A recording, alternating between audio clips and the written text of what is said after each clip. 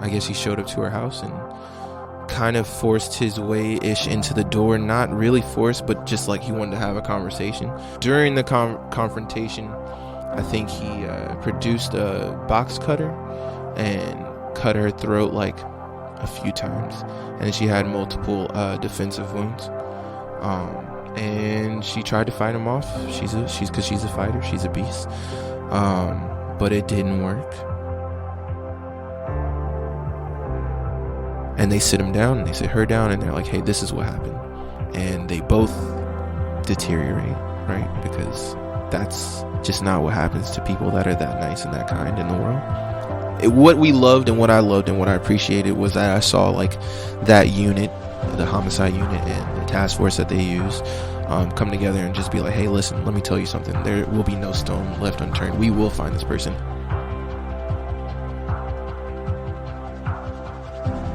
When they caught him, I was just like, you know what? I was like, one day I'm going to become a police officer. And I want to make sure that every single person that's like you never gets to see the light of day. There's gonna be some type of justice, and we're not talking about like Superman, we're talking about Batman style. But I knew what I wanted to do. I knew that it didn't feel right, and it felt like it should never happen. And the older I got, the more I understood that the world is just not, everything that is, I thought it was like a safer place. There are just bad people in the world, and I tell my partner that sometimes when we come against like some weird stuff, I'm like, that's how you know there's good and evil. Like, you can't not believe in stuff like that, because there's just things that happen that don't make sense. You're listening to the ATO Bridging the Divide podcast, brought to you by the Assist the Officer Foundation. Since 1999, the ATO has given assistance to the first responder community, and now we want to give them a platform to hear their incredible stories. We also want to hear the stories of the many people that support us. Our community is small, but it is strong. We have differences. We don't always agree, and we all make mistakes. But together we can grow, we can heal. And we can learn from those mistakes. And together we can bridge the divide.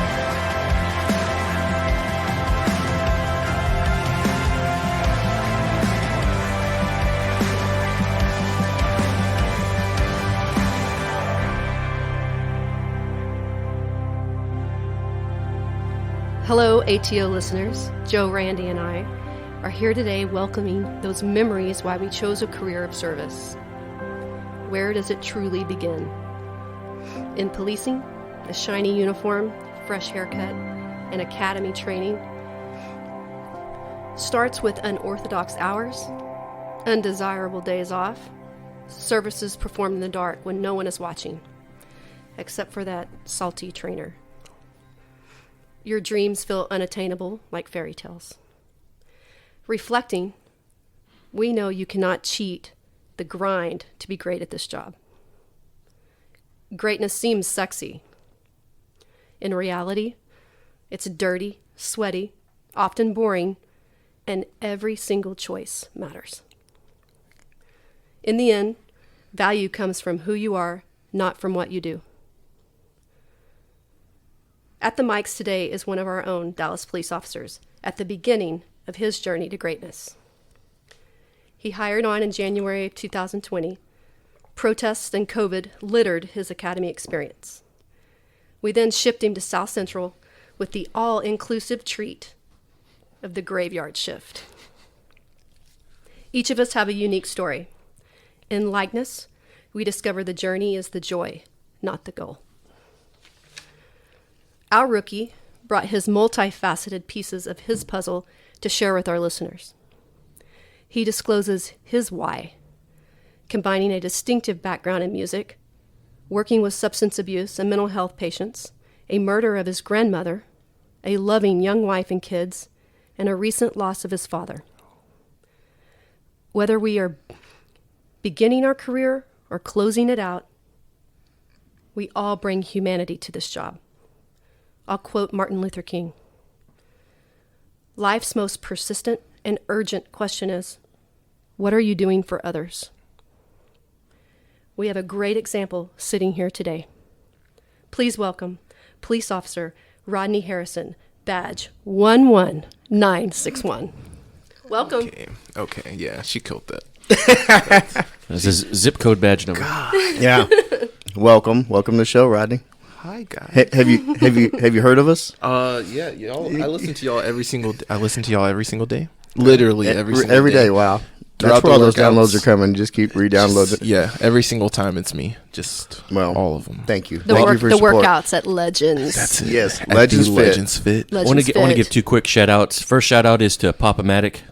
I'm here for you, bud.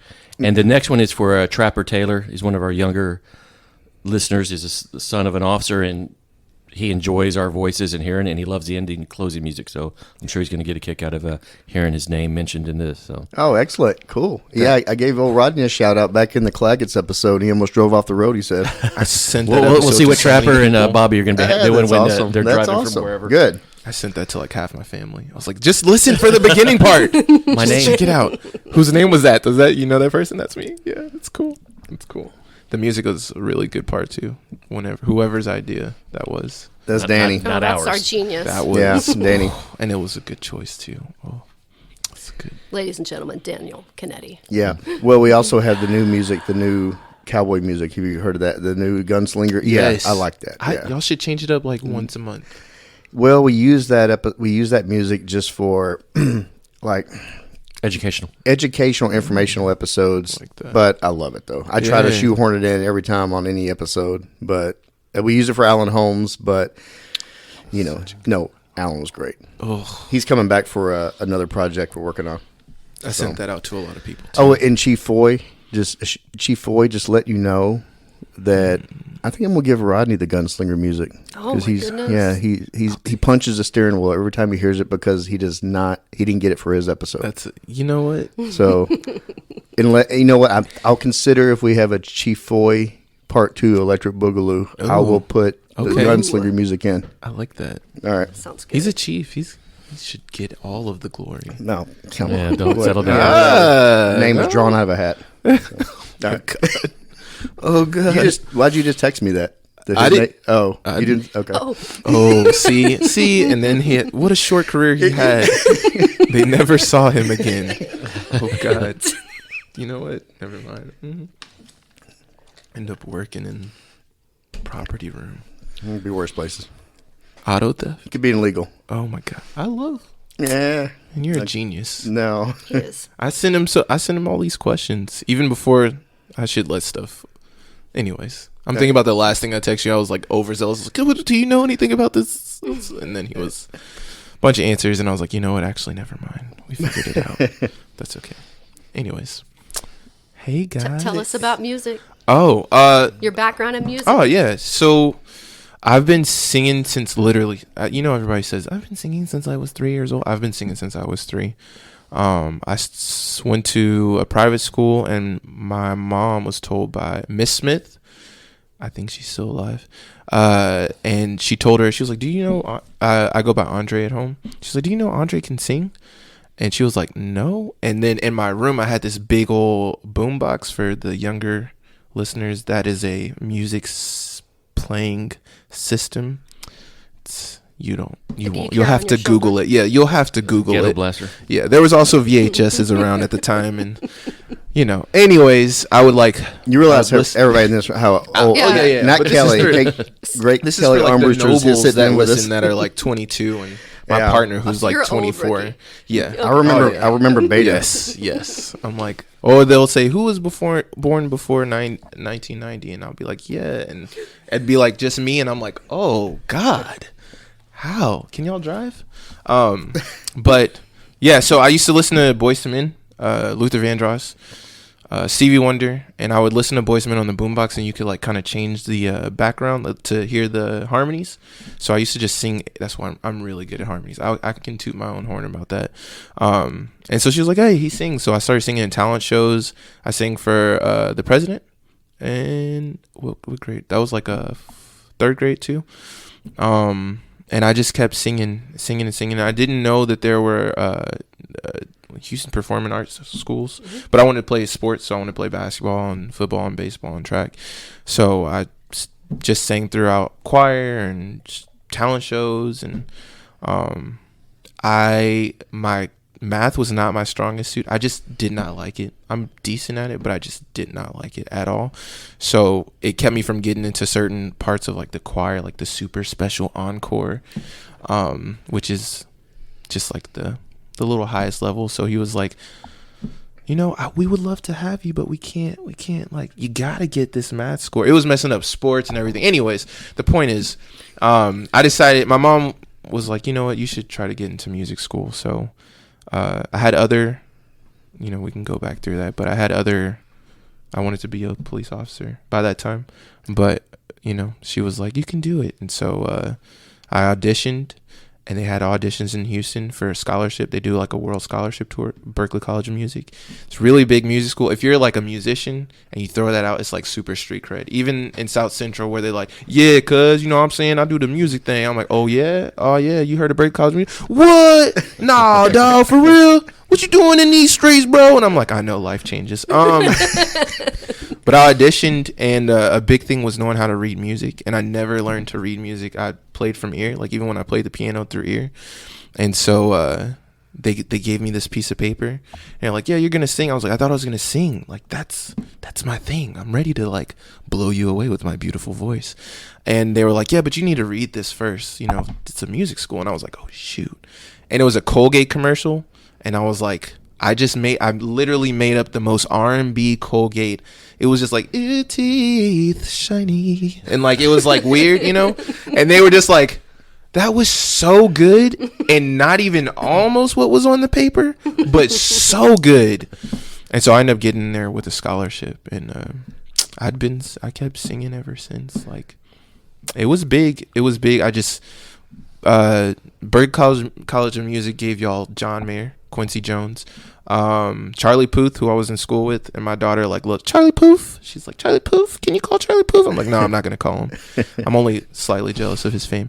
He's like a super, like, God, that dude. He can get on everything and just play it on the piano, play it on this, play it on that. That was a really savant. Yeah. It was like 4.5 years of just like a music camp, but the greatest time of my life, because everybody was on the same page, and it was just like everybody building each other up. And musicians are like somewhat hippies at heart anyway, so they're just like, oh my God, this is amazing. Oh, try this. Oh my God. Oh, is that a tone over this? Oh my God. And I just didn't speak specific harmony, so they'd be like, oh, you need to put that flat 5, 7, 8 sharp tone. I'm like, yeah. What does that sound like?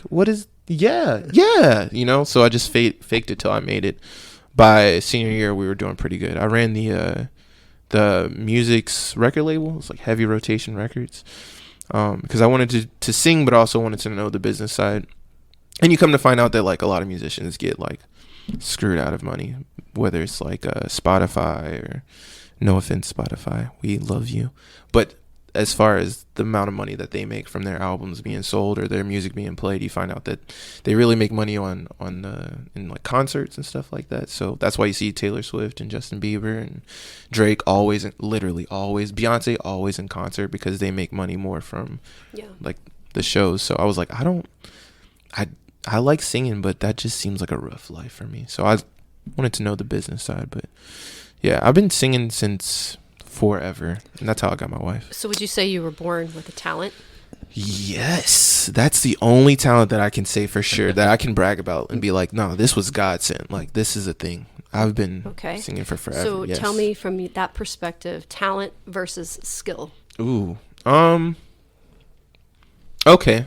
So talent, like, yeah, there we go. I could sing, I could blow. It was perfect. And oh, you know what? Who can we use? We'll use Celine Dion, right? Oh. Celine Dion is like super talented, but she's super skilled because she knows what she's doing. She knows like the theory part of music, and she knows how to take care of her voice. And then you have people like don't do that. Don't do that. I'm trying not to offend people, but I'm like, that person shouldn't be listening to this. Yeah, I'm like, then you have people like, I'm going to say Alicia Keys, who was talented, but like skill wise, she wasn't able to take care of her voice. She wasn't able to like think about everything that went into singing, and so she lost her voice at a very early, like probably when I was in like coming out of high school, and now she sounds a little rougher than normal.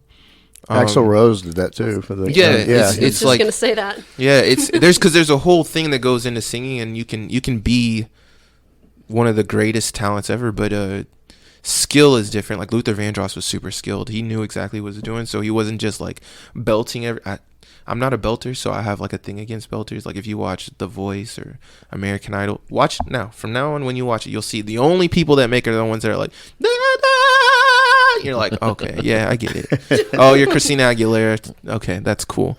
Yeah. But Luther Vandross was more than just a belter. He would use like everything in his. He'd go low, he'd go high. He would stretch the range of his voice, and that's how I went. My first concert was Luther Vandross and Boyz II Men. And that's when I realized that with music, I could get any female that I wanted. Yeah. And it was very clear to me that Luther wasn't batting for that team. However, it didn't matter because, like, the girls were just, like, ridiculously... He would just, yeah, yeah. And they'd be like, oh, God. And I was like, oh, this is amazing. This is what in third grade, my son can't be like this, nor can my daughter. But in third grade, I was like, this is what I want. Yes, like these powers. And then Boyz II Men came out, and they were just so smooth. And they're Love my favorite. Boyz II Oh Men. my God, with their white suits and their roses that had thorns, and it didn't even matter because he was throwing those thorny roses. Here you go, and all the girls would like fight over the rose. Yeah. And then there'd be no rose left, but they would be screaming like, yeah! And I was like, that's what I want. That's what Favorite I want. Boyz II Men song? I was just singing in my head. Oh no, there's too many. Their version of "Can You Stand the Rain" is probably one of my favorites. Some evil work things. "Water Runs Dry" is a really good one. Because you can always do like down Can you on sing Bending your Knee. little line from it? Yeah, come on. Putting him on the spot. Hell, my he did class great. song, you know, while you think about what you're going to say, my class song for our class graduation was "So Hard to Say Goodbye to Yesterday." Yes. That- Oh, how do I There you say goodbye to what we had? Oh, Yes. the good times that made us laugh always remain. I thought we'd get to see forever, but forever's gone away. I'm like playing the piano in my head at the same time. It's so hard to say goodbye to yesterday. It's like, Wow. Pull your pants back up. But no, for the listener, I just took my panties off and threw them at him. it was, moist. Yeah. Moist. Very. Oh, God. I told my wife. Moist. I was like, you come to my concert, it's going to be a wrap. And she came, and now we're married with kids. Wow. Okay, so you can sing and play the piano, but can you dance? I can dance. My wife will tell you that I can't because she's never seen it because she came at a different point in life. But my mom will be like, "You remember that one time you was in that dancing band?" I can. I choose not to anymore because it just is not a thing for me anymore. Except with my son is 22 months, and I'm gonna keep it at months because people, they want to be like 2 years old. He's not there yet. Yeah, he ain't there. But he's 22 months and he sings and dances. He's like, I don't want to say that he's more talented than other people's children because I don't want to offend anybody, but this kid has got it. And I was like, why can you sing on point from 7 months to just like be able to match tones? So me and him sing and we dance together. He likes my dancing, and my daughter likes to dance. She's like very theatrical, so we dance. But my wife is like, I want to see you like dance like B2K. Does anybody remember B2K? Remember B2K? You Got Served. Did you ever catch that? I know you're a little older than me. A little bit. Just a little bit. Slightly. There was a You Got Served break dance moment, and I was really big into that until I was like, no more. The only break dancing he knows is Electric Boogaloo. Electric. I can get down with that too. I love dancing. I get a question from Chief Foy. Okay. He says, why did you never display your musical talents in the detail at South Central? Yeah, never. You know what? No, not Alright. ever. And also, I was really grateful that like I hadn't said anything about that, because I felt that in my spirit. I think later someone was like, if we knew you could sing, we'd have made you sing a detail, rookie. And I was like, exactly. He looked you up in IWM last night, and he wants to know why you left on the bed. Oh, no. No. He's going to be, sir. He said he's going to email you. Let me tell you something, sir. First of all, Sir. Let me just show you, like, I've had He's like speaking for you, not me. Yeah, this is to you, Chief Foy. I've had 3 different careers, so I really appreciate good morale and people that try to bring people up. So he does these certificates, right? Like these certificates, he's just like, hey, on this call you did a good job. And like my partner is 24, 25, something like that. And he's like, I don't need this certificate to do my job. I just do my job, because he's a go-getter. And I was like, no, man, you don't understand. Like, after a while, this job is going to, like, weigh on you, and you're going to feel like the world is against you. And, like, these little certificates, that mess is going to brighten your day. I was like, I think this is awesome. I'm putting it all in a folder, and I'm going to hang it up in my house. I'm going to look back and be like, see, he got it. He got it. So I love Chief Foy. I didn't leave on purpose. I thought the way it was explained to me is that South Central is a different place that maybe everybody and their mom doesn't want to go to. Yeah. I love it because my dad is from Sunnyside. My dad was from Sunnyside in Houston, and my mom is from Gallatin and outside of Nashville. So I like the community. It was very similar. I grew up in Katy, so it was nothing like where I grew up, but I like the community. However, this bid was different from what I understand, and there were a lot of people making a lot of different moves. And I remember every single person at South Central telling me like, don't worry, big dog, you're going to be all right. Because I was hustling. I was loving it down there. And I just remember watching every spot go bing, bing, bing. And we were all together. And I was like, bro, what is happening?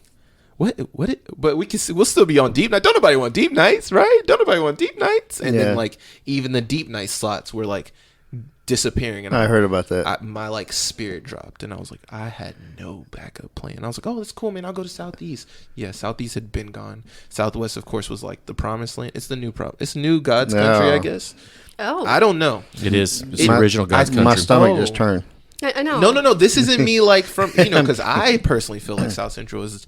Chief Foy came up at Southwest. No. Chris Webb came up at Southwest, so you know, should some hear role how models. Everybody for you. was talking about Southwest. Like it was literally like people were just like, oh, just God, I just can't wait to go back to Southwest. I was like, is it nice like that over there? Oh, there's a Chick-fil-A over there. I was like, okay, you're tired of Williams Chicken, is it? Well, let me tell you, diabetes is gonna be great. Okay. So Southwest went, Southeast went, then South Central, and then I think it was Northeast, North Central, and Northwest left with like a few CBD. Well, I guess a good amount of CBD spots left. Yeah, in Northeast you'll get a variety. That's what I was told, and it's been a hodgepodge. It's definitely not the South. Yeah, but and the lakes in the way. It's the I know I'm probably like going fast forward, but on the first priority one call there, it was 18 minutes. Of course, you had to Google it, and I was like, 18 minutes? Oh my God! I hope we're not the only ones going, because that person's not gonna make it. Because we just jumped on there because in South Central you can get everywhere. It's just a smaller channel, so it was like, oh, it doesn't matter where. There was a very unique thing with the lake being in the way. It's so hard to get around. It was crazy to get anywhere. If you're going from the 50s down to the 20s, you could probably take 635, but it's crazy. That's what we did, and then we hit traffic, and I was like, "What is this? What is this?" And trying to like your way through traffic on 35 was like, ridiculous. Well, in South Central, the most congested roads would be like Lancaster Road. That was the craziest one. And I knew all the little backways and the little alleyways, and I was like, oh. And everything pretty much runs north-south down there, whereas in Northeast, everything's... Oh, yeah. They said... diagonal. They were like, we're on the ground, and I was like, me and my partner, we love to get after it. However, we were overzealous. I was like, we should have taken a second to like figure out the lay of the land, because we're like, where are you? And he's like, on the northwestern southern side of this budget inn. And I was like, what?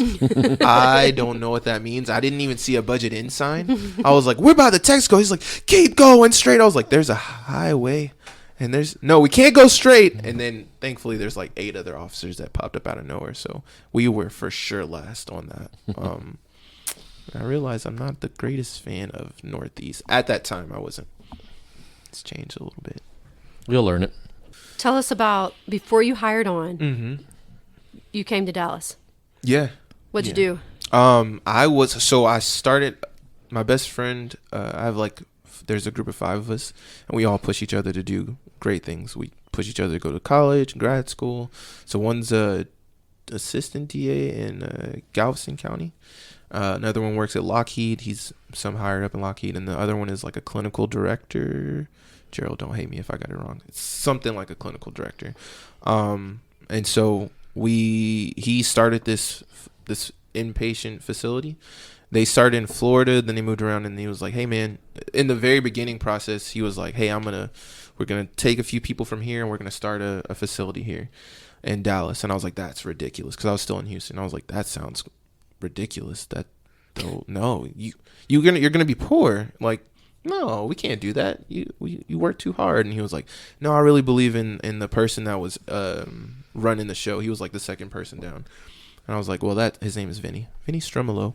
I was like, well, that sounds crazy, but I'm gonna pray for you, and if you need anything, I got you. So they started it, and at first it was like a 10-15 bed facility or something like that. And then it was 25 and 30, and so they could hire more people. And I was like, hey man, he hit me up to ask me a music question. I was like, oh, I'd love to do like music therapy there. That'd be really cool. And at the time I was working at Houston Community College as an academic counselor, which was a really great job too. But it just wasn't, I wanted to continue to be fulfilled in life. You want to continue to chase your purpose. And I wanted to be police, but I didn't want to be Houston police at all. I love y'all down there. I have plenty of friends that are Houston police, but it wasn't for me, or Harris County. So I was like, well, let me chase this part. And so I was like, I'll come over there if you'll have me. And he was like, dude, that would be awesome. Oh my God, we'll work together. Which is, everybody thinks that working with their best friend would be the best thing in the world. And it was-ish. It was just different. It was different. So I moved. I actually got engaged, whether that was when I wanted to do it or not. My wife was like having that moment that I think that most people experience before they get engaged. They're like, is it going to happen or not? Mm-hmm. And I was like, oh my God, just take the ring. Yeah. But funny story though, real quick, I actually flew my friend out and we did like this whole music thing, and I wrote her a song for our engagement. Like, it was a beautiful thing. It's on Facebook. Anyways, does your wife listen? Yeah. You better say her name. Melissa Harrison. Okay, there you go. Melissa Nicole Sanchez Harrison, the one and only wife that I have. Shout out Melissa.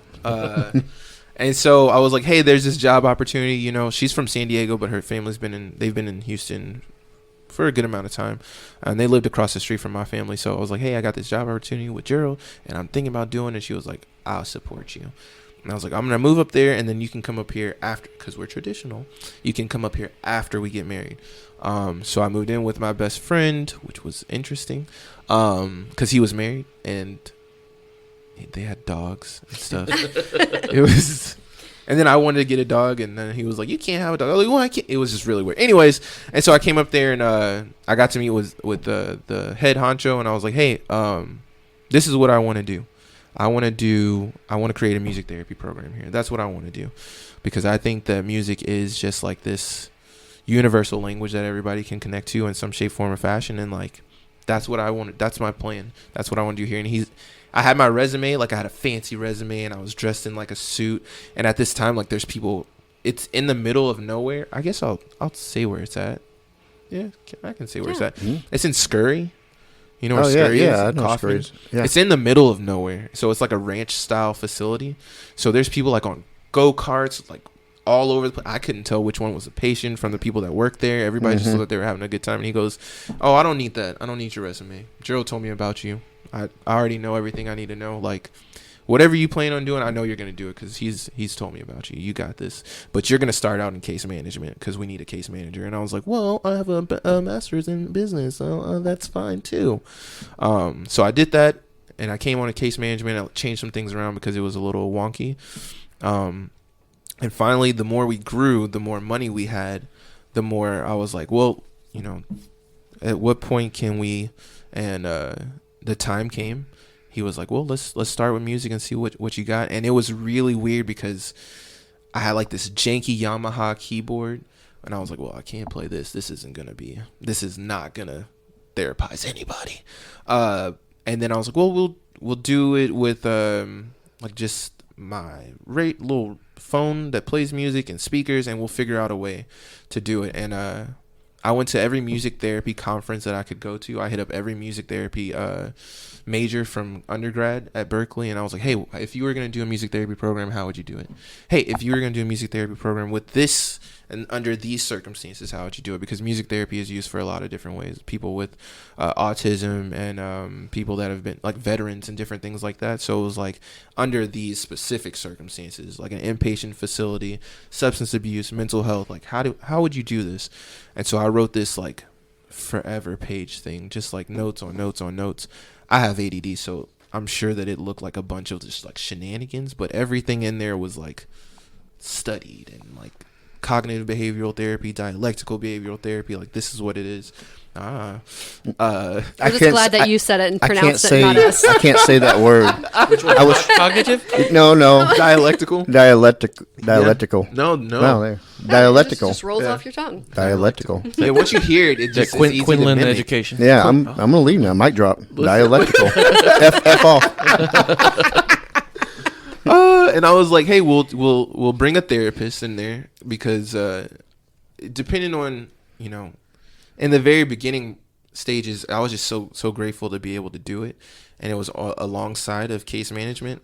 So my time was like, there were things that I wish that I would have thought about beforehand as far as how music directly affects people, because I knew the power of music, right? Like think about when you go to church, the reason they start out with music is because it sets a tone. They want you to feel the spirit and then like feed your spirit, right? So that's pretty much, we would use music to be like, hey, all right, let's talk about like anchors in your life, right? Like, and it's really hard to get people that are, especially there, it was primary substance abuse with a secondary diagnosis of mental health. So it's really hard to get people that have substance abuse issues to open up sometimes, because there's a lot of baggage that comes with how and why they got to that point. So the classes that were there anyways this was like the fun class, right? So they either wanted to be in there just to listen to music, or they just didn't want to open up at all. I was like, no, this is going to be real. Like, if you don't cry before you leave, then we did this wrong. But then I was like, we need this therapist here to balance out, like, why they're crying. Because you tell me that this song makes you think of, without me knowing, me and Joe are talking about a song, and then you are directly affected by this song because this was the last song played at your dad's funeral or something like that, right? Like, I wouldn't expect that because I wasn't paying attention to you. I was paying attention to Joe, and he was telling me how much this song reminds him of his childhood with his father. Like, that was a beautiful moment, right? And after his father passed, he started drinking, I wouldn't be paying attention to the person in the corner who's just like sobbing and dying, and I'm like, well, what's happening over there? And he's like, yeah, this is when he killed himself, right? And you're just like, shit, well, what am I supposed to do now? So thankfully I had therapists that would just come in there and or they just take it from there, right? Like, my point is to get you there, and then we would have conversation about it, if you could have a conversation about it. And if you couldn't experience that moment and talk through it, then we would just be like, okay, let's just pause, put a break. Because every patient had a direct therapist assigned to them when they came in. And so I'd be like, hey, Liz, hey, Malton, can you talk to him? Because this is going to be deeper than what we have time to get into right now. So it was a touch and go at first. And then once it took off, man, that thing took off. It got to be a little too much for me on my own. It was like I had a class of 5, then 7, then 8. Because these are people that are like either super wealthy. Like, we had famous people come there, and I'm not dropping no names, but like just like cameramen outside and stuff type thing, like MTV people, and then we had like people from jail, and people from, if you have Blue Cross Blue Shield. It was in the middle of the opioid epidemic too. Sure. So it was just kind of like people were being just shipped in there. Once we got bigger and bigger, they would feel it more and more, and we ended up being one of the largest facilities in Texas and in the country, just like 100 beds or something like that. But it was just like the more it grew, the more I tailored it, the more I did more homework, the more I wanted to make sure that these people were getting everything they needed and they weren't just in there to goof off or in there to have fun. I was like, I want you to take these homes, make them make playlists designated to specific memories and points in time that they could hold on to when they were going through it. I'm like, okay, so let's talk about good anchors, right? Because anchors are both bad and good. So if I tell you, oh, what's an anchor? And they're like, oh, it carries you down. And my dad's an anchor, man. Oh, I hate him. I'm like, okay, what's a good anchor, right? Like, what keeps you grounded? And they'd be like, oh, my daughter. I'm like, yes, there it is. And I'm like, oh, you got a song that reminds you of your daughter? Because this person's like all hard and he's like, I'm never gonna change, F the man. And I'm like, oh, you got a song that reminds you of your daughter? What is it? Something Serenade, Broken Window Serenade. Is that a song? Yes. That's a song. Broken Window Serenade. And then they turn into like a ball of putty, right? And you're just like, perfect. And now I'll mold you. So you like, it sounds like you would like peel back layers, right, of the person and get them to open up, and then a therapist would be there kind of to finish it off. Finish it off and take it from there, because I'd get a ton of difficult people where the therapist is like, oh, this person's like, there's nothing. Like it'd be like I'm gonna give you a description because we do description. It'd be like a white male in his early 20s with a bunch of tattoos and face tattoos that was like, F the man, like, I don't care, my dad put me here, I'm not gonna change. And then they go in the room with the therapist and just sit there, right? And they come to my class just because, like, all right, it's music, so we'll go in there and listen to it. And they wouldn't want to take part, and then they'd be like, hey, y'all ever heard this song? And I'm like, oh, you want to be in the class? Okay, well, go ahead, bro. What you got? But if you're going to give me a song, you got to tell me why you chose it. What does it mean to you? Oh, man, I don't want to do all that, man. I don't want to do all that. And I'm like, nah, bro. Otherwise, you can just sit in the corner and listen to country music all day. Because that's all of these people right here are going to give nothing but country songs. Man, I'm so tired of country music, man. And so I had one dude who fit that exact description. And then he was like, hey, what about that Suicide song? And I was like, tell me about it. I don't know. I knew what the song is. I don't know nothing about no Suicide song. He's like, that 1-800, I'm like, I don't know it. He's like, oh, I'll put it in there. So he puts on the song. And he's like, man, you know what? And a little baby tear. And I was like, yes, I'm getting it. Because if I make you cry, that's it. It's a wrap. Then we're going to dive in. And I'm like, that's how we feel here doing this. Yeah. We try to make everybody cry. Yeah. Don't worry. Especially Misty. Shenanigans. You were so good. Right. And he said that he'd overdosed twice. And the second time, which is what brought him there, he had heard the song before he overdosed. When he came to in the hospital, he saw the MTV Awards, and the dude was performing it. And he was like, I got to get my life together. Like, something's got to change. But he still hated his parents. He still hated his life. And he was like, I'll come here, but I don't want to change. But like, deep inside, he knew he had to change it. And so I was like, all right, bro. He was like, man, that's the only song I want to listen to. That's the only thing I won't talk about, though. I don't want to talk about nothing else. I was like, bro, if you come to this class every single day, I'll play that song at the beginning of class every single day. How about that? We'll set a tone. And he was like, bet, bro, bet. Because he thought he was hood a little bit. And by the end of it, the case management part was like, how do we make sure that this continues afterwards, right? Like, let's find sober living, regardless of what type of sober living it is, because sometimes people are like bougie, so they're like, well, I want to go to a sober living that's a mansion in California in Orange County, and I'm like, that's a horrible idea. But it was like, we got to tailor it to you. I had a kid named Dylan, and I'm not gonna say your last name, but he was difficult, but he was good people. And I was like, let's do what makes the most sense for you. So he was part of the music thing. I got him a little drum pad so he could work on like doing little trills and stuff like that. So we connected like that. And afterwards he goes, well, you know what, man? He's like, here's the deal. I just got to get away from my family. Like, I want to go far, far away. And I was like, okay, well, where do you want to go? He's like, man, I'm thinking like Hawaii. Of course, right? Only Hawaii? Oh.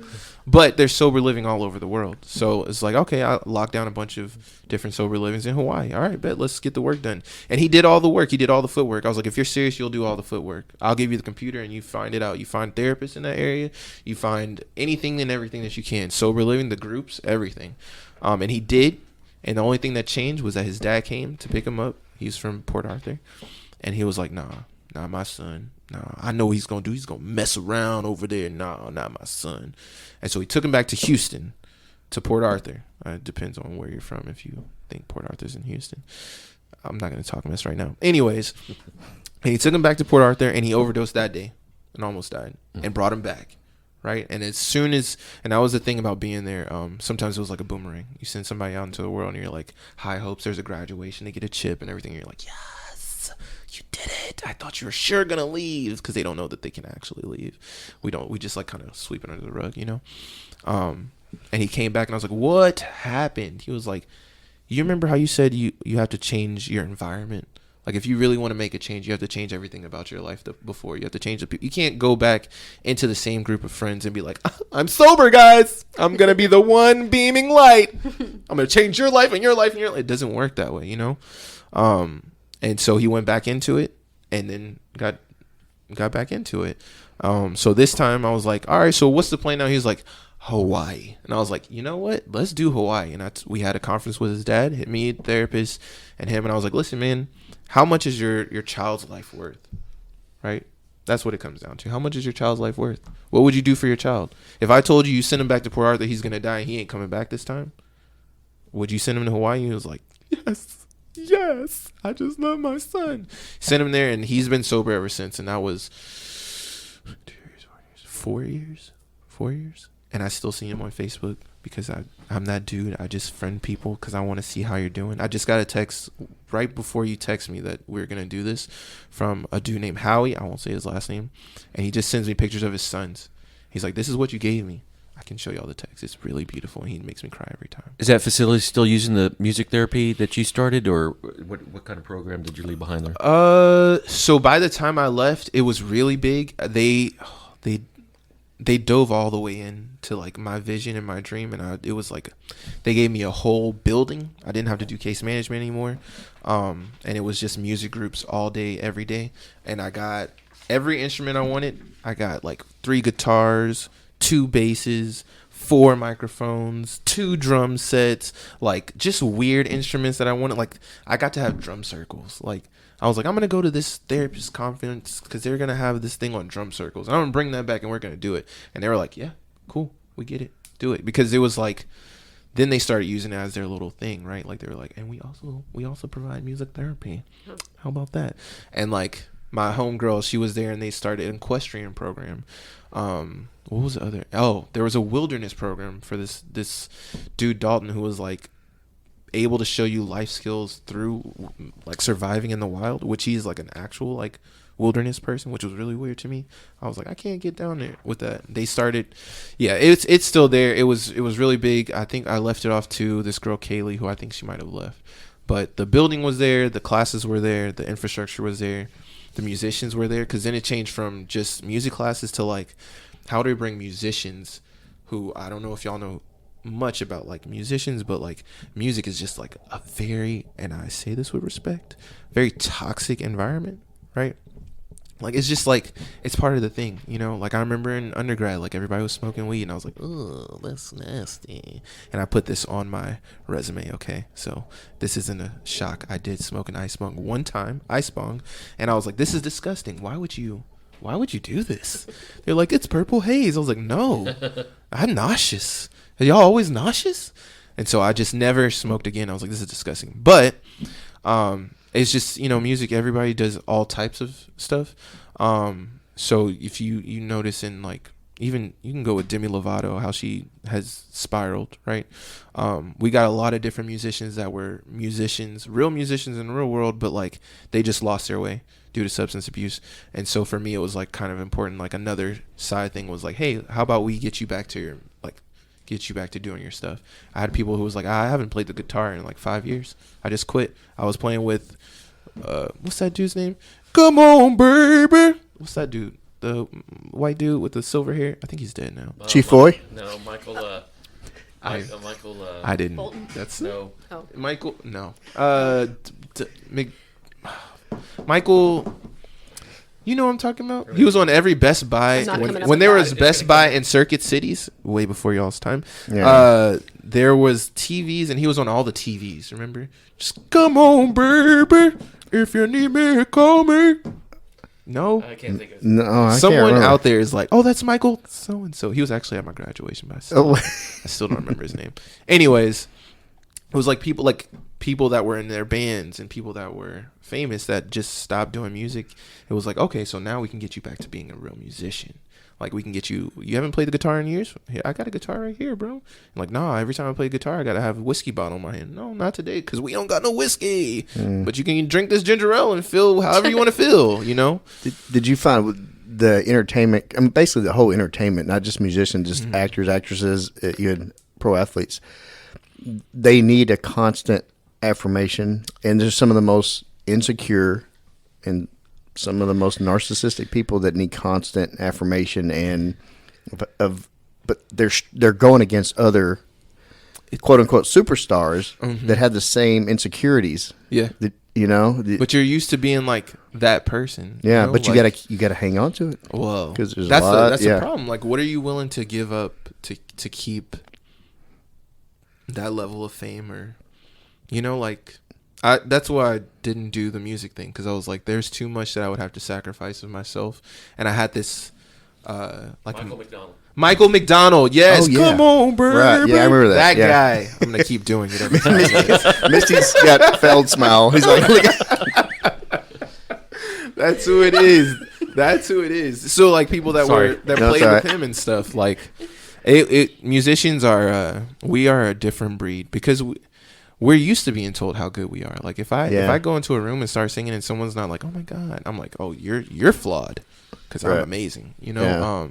So when they take that away from you, you take that dopamine, right? Like, what do you mean? So where else am I going to get it? And usually people turn to substances, and it's Did those skills translate when you hired on?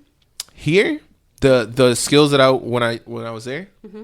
Yeah, if you ask my partner now, I'm the talker, so like, I know I'm bigger than, well, I'm not gigantic, but I'm bigger than most people, regular people, bigger than my partner. So when we come up against somebody, like, I talk. That's what I do. Now, if I gotta slam somebody, yeah, okay, but it's not too often that people try to fight me. In fact, in South Central, there's only like 2 people that really tried to fight from the time that I was there. Everyone else, even if they were aggressive, I could talk them into like some type of moment, while my partner would slide around and like cuff them real quick. But you're a good talker, though. You have a natural calm to how you interact with people. You can just, the listener can probably just hear that. I love people. Yeah. Well, we spend a lot of time in our profession with mental ill and addicts. Yeah. Oh, yeah. That's why I chose South Central. They told me, Miss Glass, Officer Glass, was like, yeah, we're gonna start a right care program. It's I think it had just like kind of started taking off with the one van, and I was like, oh, maybe I'll go down there, because I heard y'all have all the 46s, and that's my jam. But I didn't know like the depths of 46ness that they had down there, because it was like, oh, this is a different. For our listeners, a 46 is a mentally ill person. Yeah. That's the signal for the police officers when they get dispatched. Yeah, if it felt like everybody was bipolar, schizophrenic, and like at the end of the day, Addiction, it was like addiction, and they didn't have the resources to get the medication that they needed. And I understood that, so I wasn't like, when they're just like, F you, man, you crazy looking, oh man, you crazy, and I'm like, it's cool, man, I got you. But here's what we're gonna do, okay? I'm going to take you to the hospital. You're going to get a free meal, you know what I'm saying? You get a place to stay. It's going to be nice and warm. It's going to be chill for a little bit. And then they're going to bring you right back to where you need to be. And they'll be like, no, man, I don't know, man. I don't know. Click, click. It's too late. Too late. It's, yeah. I like that about South Central. I did. It's exciting. Mm-hmm. So you lost your grandmother. Oh, yeah. But you were just a teenager. Mm-hmm. So, but it was a murder. Is that correct? Yes, ma'am. So tell us the story. Tell us how it affected you. Okay. So if I backtrack, because I have ADD and I do that, my uncle had been a police officer he started in 83. Okay. For Nashville Metropolitan Police Department. So he was on SWAT. I think he was SWAT officer at the time. He's a badass. No? Just to let everybody know. And he's a U.S. Marshal now. And What's his name? Alon Jordan. Well, okay. What makes him a badass? He just, because he's goofy like me. Like, that's how I saw that I could be like me and still be effective. Because he's like charismatic, plays the piano at the church, can sing, is like goofy. And then when it was time to go, he would be like, "Hey, dude." That's how he sounds. "Hey, dude." And like super black belt and all that stuff. Like very effective at his job, super professional. When me and my mom would go to my grandparents' house, if my mom would be like, "Andre," I'd be like, "What?" And he'd be like, "What? You mean yes, ma'am?" And I'm like, "Yes, ma'am."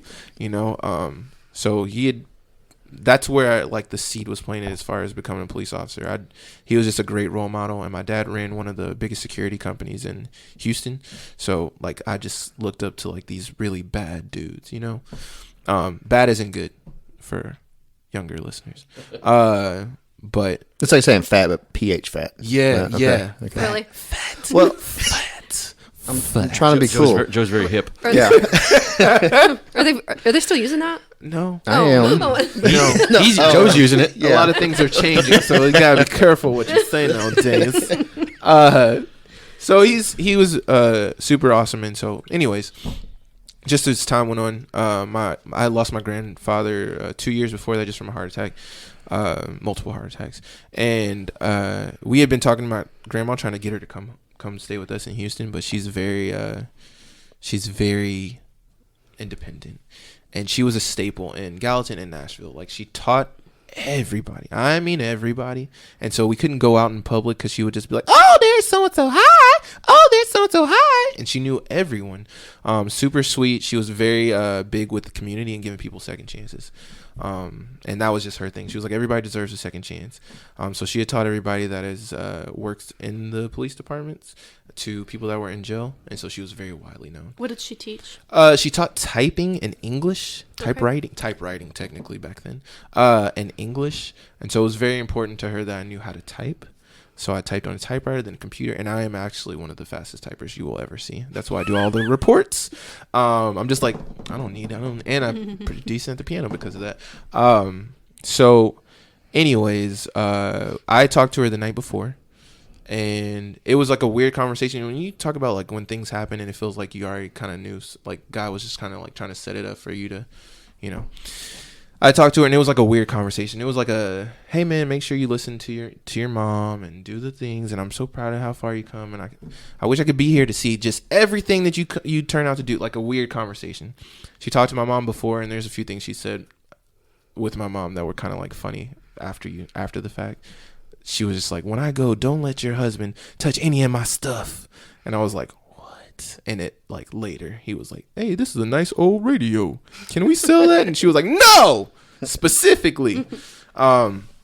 Anyways, so she really believed in giving people second chances. So she had this thing where like even if you were a felon or recently out of jail, she would try to give people jobs and stuff like that. So there was I wonder if I'll say his name.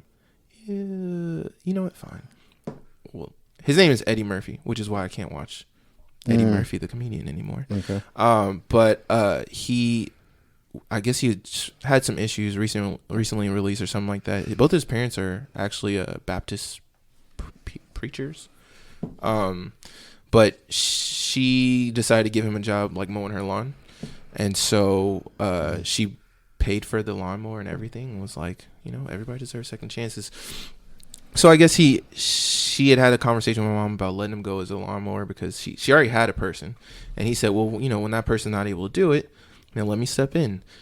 And he wasn't good. I'm not good at mowing lawns, so like there is a science to it, whether all men want to agree to it or not. If you got someone else out there, you just aren't good, and that's okay. Well, there's a group of us guys, and so she went. I think she let him go. And so I guess he showed up to her house and kind of forced his way-ish into the door. Not really forced, but just like he wanted to have a conversation. And there's a chair in the hallway, so that's where she sat sometimes to have conversations. And so during the confrontation, I think he produced a box cutter and cut her throat like a few times. And she had multiple defensive wounds. and she tried to fight him off. She's a fighter. She's a beast. But it didn't work, and she was in the hallway. He stepped over her to go get to her purse, take what he could out of there. My grandma, which is, jokes on him, she never carried cash. Like, she always paid for everything in checks. I mean, we'd go to Sonic and, like, this is Nashville, so they had, like, the Piggly Wiggly and crystals and stuff that I hate. But she would pay for, like, a $1.99 slush with a check. And I'd be like, oh, my God, people are going to think we're poor. And she's like, how are they going to think we're poor if I have the money in the bank? And I'm like, oh, my God. So, this guy thinking that he's going to find, like, whatever, doesn't get much out of her purse, kind of goes through the rest of the house, but there's nothing in the house really of value like that, and then just leaves her there, in the hallway. She did piano lessons for, like, everybody and their mom. So someone showed up and they knew that she's very punctual. Usually I am too, if it wasn't for the accident on the bridge. And so the fact that she didn't answer the door was weird to them. And so they went around the back and opened the door, and they found her there, called the police. And so, like, how it went down afterwards was really weird, because my uncle, who's Billy Badass, right, police officer, like, he was in Paris with his daughter on, like, a student trip thing. And so when the police officer that had been a student of my grandma's called my mom, he was like, hey, there's been, like, an accident, and your mom, I think she fell, And my mom was like, okay, well, I'll call my sister-in-law because my brother is out of town, and I'll call my sister-in-law and she can go to the hospital and check on her. And he was like, give me a second. And then the chaplain got on the phone, and he was like, hey, we did everything we could, but unfortunately we weren't able to bring her back. So my mom, she had a breakdown when my grandpa died, but she had her breakdown, and then she's one of the higher ups in Shell, and probably, like, the only black female over in that area. So she's a beast, and so she was like, get my stuff, figure my stuff out, get my flight, going out there. My dad was just gonna keep us. And I had my moment, right? I had to go tell my sister, who was down the street playing, and I, like, just had my little baby breakdown, because my grandma was, like, my person, and she was the sweetest person, and she was small and tiny, but she was, like, mighty. And she would always try to teach me these life lessons, like, don't put your pants around your ankles. Why would you do that? You walk like a penguin. You got to be respectable. These men have to respect you as a person. So she's always teaching me these lessons. Anyways, great human being. My mom flew out there, and they hadn't told her what happened, right?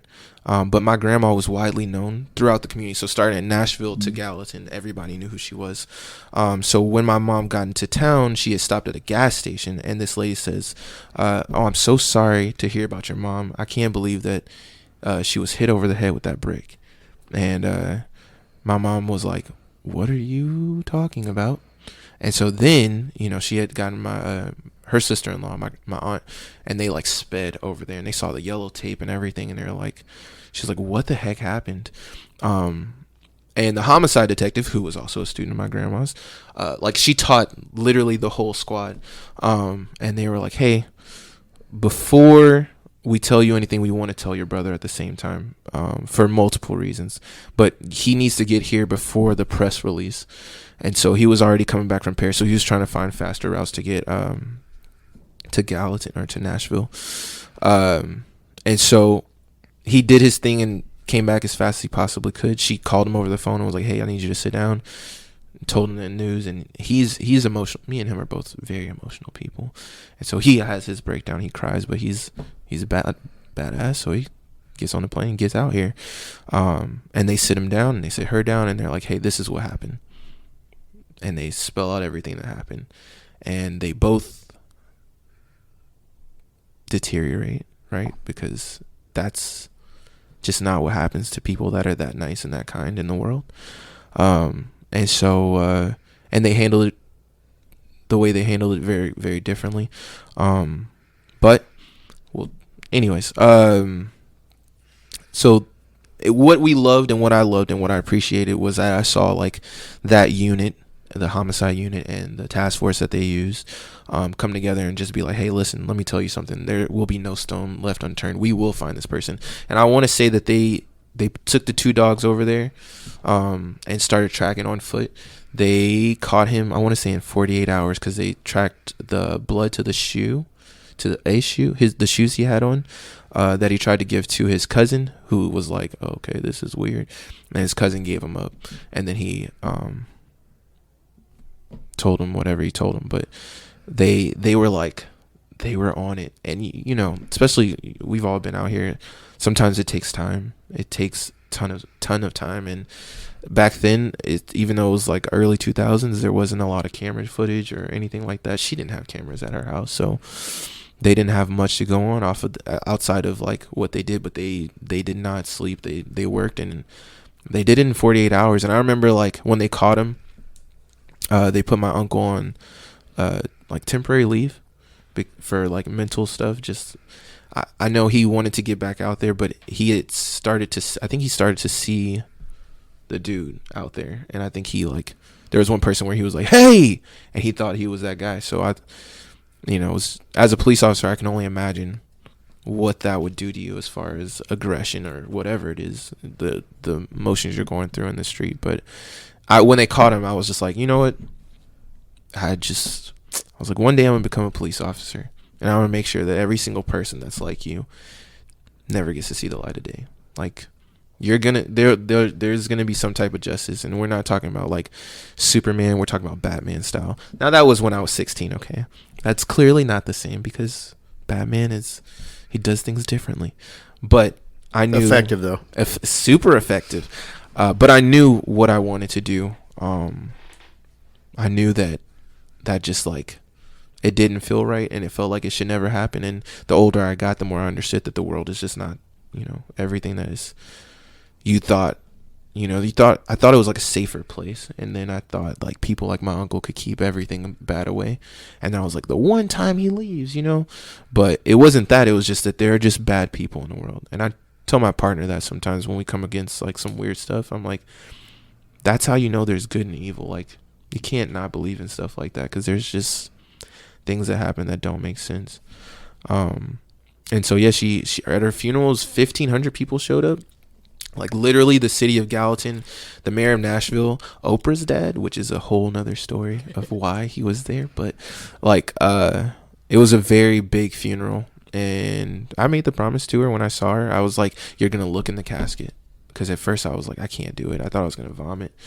And I was like, you're going to look in the casket and you're going to make your promise and you're going to say, I love you, and I'll see you later. And I did. I was like, one day, guarantee you, one day you're going to see. I'm going to be a badass police officer. I'm going to catch some bad dudes.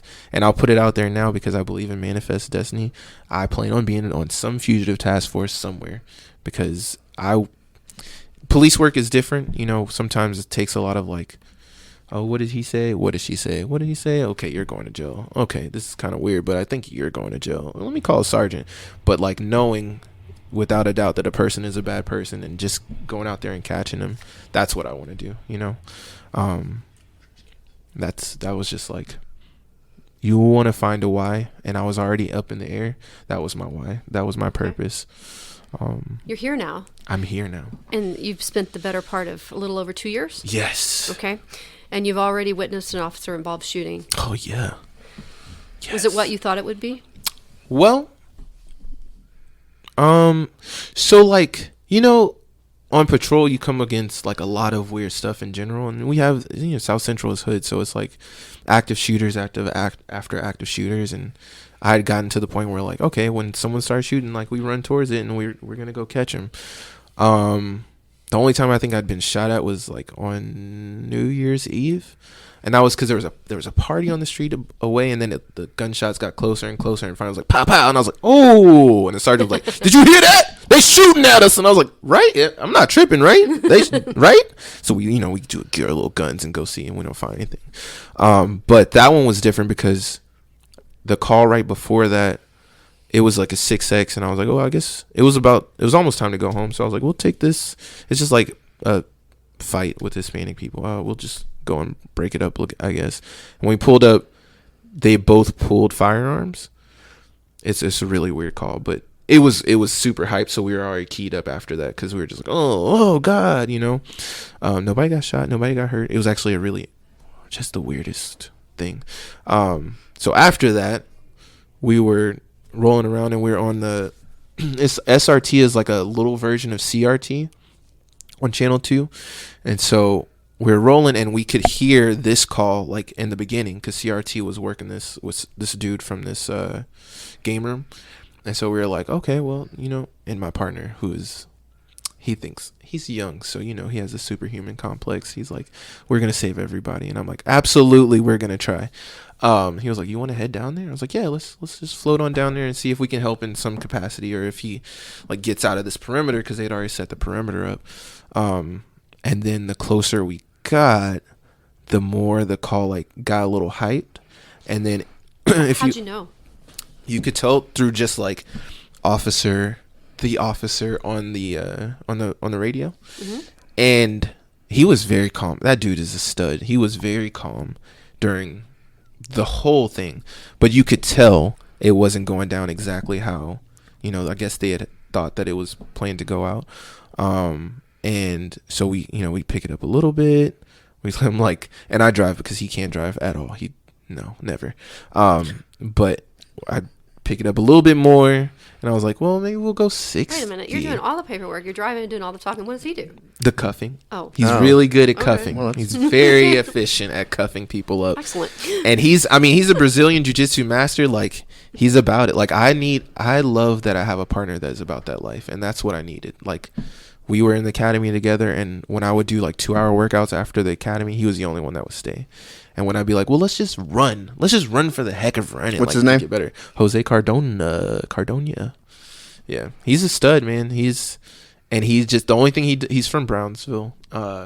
So his communication skills, I'm convinced that this is probably like one of the first times he'd seen black people. So it's okay. It's okay. We can say that. But so his, like, how he talks, you know, he sees me talk to him. I'm like, hey, bro, come here. Let me talk to you for a second, man. Nah, bro. Hey, look, I'm not going to have this conversation. Put your hands behind your back, bro. All right. You're going to take the ride this time, okay? If you want to fight it, you can fight it in court, but you're going to go for this. And he'd hear me talk. You'll be surprised. I think there's a lot of people out there, you know, the stuff that's happened over the past several years. Mm-hmm. There's a lot of people here in Texas and certain parts of the country, and they're not ever around black people. It's different, you know, and I think being an older person like you were when you started, you know how to talk to people, and I think that's going to help you in your career. But I remember when I was training, I always told these guys, look, you got to learn how to talk to people, and if they're not used to talking to them, and I even had that problem too, to where I'm sure y'all did, you know, you start trying to speak the Queen's English to people, they're going to like, what the hell are you talking about? Yeah. And and you learn over time how to speak to people, because and they know the way you talk, they're not going to give you any respect, but once you start saying the key words and the right things, these guys will open up to you and talk to you better, and get more out of them, and you can talk them into the cuffs instead of having to fight them. And you hear that, right, Cardona? Yes, because I feel like I always do teaching. Like, I'm always like preaching, you know. And I was like, communication is key, bro. Like, if I could talk you into these cuffs, that's what it is. Like, you don't want to fight me, but if you want to fight, I guess you're gonna end up in the cuffs either way it goes. But Cardona started doing this thing where he goes, you know what I'm saying? You know what I'm saying? Hey, boss, you know what I'm saying? Everything's good, right? You know what I'm saying? They're like, nah, everything ain't good, bro. What you talking about? You trying to put me in jail? You know what I'm saying? It's like, no, I'm saying? Like, it's the funniest thing I said it in the academy. I was like, you know, it's going to be like a bunch of 23-year-olds, 24-year-olds going to like grown people's houses and telling them how they should parent. And that's like, that ain't always gonna fly, you know. You can't go in there and tell them how they're gonna be like a husband and how they're being a wife. Me, I get on my like pedestal and I'm like, if you love this woman, why would you put your hands on her? That doesn't make sense to me. Look at you kids over there in the corner crying. Is that what you want? Is that what you want? Turn around. Put your hands behind your back. It's ridiculous, you know. But people figure it out. Like, communication doesn't come easy, especially if you didn't have a job before where you had to do it. This is a weird place to learn to do it, because you have to be an authoritarian, and you also have to be like not overly aggressive, especially with body cam. Like, you can't just be like, get on the effing in the effing in the MF and the F. Like, you have to like tell them to get in these cuffs without With some professionalism. Yeah. Misty and I started in that era with all the With the get on the effing pre-body cam. Yeah. Pre-body cam. Yeah, pre-body cam. Yes. We were pre-cell phone. Pre-dash. Oh, Yeah, we had pagers. what a beautiful life. I got told Black Lives Matter when I was arresting a white dude. And I was the only black person for miles. So it was a little Hispanic chick. She was like, man, y'all always messing with the man. I was like, what? And I was on training with Crenshaw, actually. And she was like, I was like, what? He was like, don't listen to her. She's an agitator. And I was like, okay. And she was like, Black Lives Matter, man. And I was like, thank you. You do have eyes. Right? Yes. Yes, they do matter. Thank you. Anyways, we picked it up, and the more the call went, the more hyped it went. It was the first time Cardona, who is like super about it, was like, there was he felt that it was real, you know. And we've been riding together since we came out of the academy, and it was crazy. It was crazy, and we got there as they're chasing the dude. So it's right after he ran over everybody and started firing the shots. And it was like really, I don't know, man. It was like eye-opening in a way that we've already dealt with a ton of active shooters and 6Gs. There's a shooting around the corner and we're going after it. And even though we've caught multiple people with guns, right? Like I've chased a ton of people and they had their gun on them. This was like felt different. It just felt different, and it was like eerie and weird, and also like nice to get it out, just to be a part of it and get it out and just try to help in any kind of way, because by the time they had tackled him and put cuffs on him, picked him up, and he was like, what did he say? He said, oh, they shot me, man. They shot me, man. Man, they shot me. I was like, you ain't shot? And he was like, oh, man, they shot me. They got me, man. And I was like, what? You know, you just wonder, like, what is going through your... And now I'm pretty sure he was, like, on something possibly. But it just was a weird deal. And he was just, like, this victim, right? Like, trying to play this victim. And I was like, I hadn't seen the body cam until whenever they showed it to us, and I was like, oh, what? How dare you? Like, they shot me, man. Like a little like possum. That's what he reminded me of. Yeah, like a little possum, just like this helpless creature, because he's just in this fetal position, and we pick him up, and he's like defecated himself and all this stuff. And I was like, Possums will do that. yeah. And we took him to the hospital. He was like, oh man, I've been shot. Like just the whole time, I was like, I'm sure the adrenaline dump is like crazy, but it was just like, how dare you try to play that victim role after you just tried to like literally kill one of our officers for what? Like a traffic stop, for warrants that you're gonna bond out or something anyways. Like it seemed like the most ridiculous thing, but it was hyped, and we had already come from that call previously, so we're just like, ugh, what else can happen? And then Cardona just got really quiet. He was like, I'm not gonna lie, man, I got a little anxious. Like, I was a little nervous. I was like, did he say it like that? Yeah. He was like, I got a little anxious. I got a little nervous. I was like, I know, bro. Because usually you're like, come on, man. Come on. Let's do it. Let's come on. But not in that moment. In that moment, everything was like real. Everything was serious. And it was like, let's make sure we can be there for our peoples. When you were in the academy, it was riddled with the protests and COVID.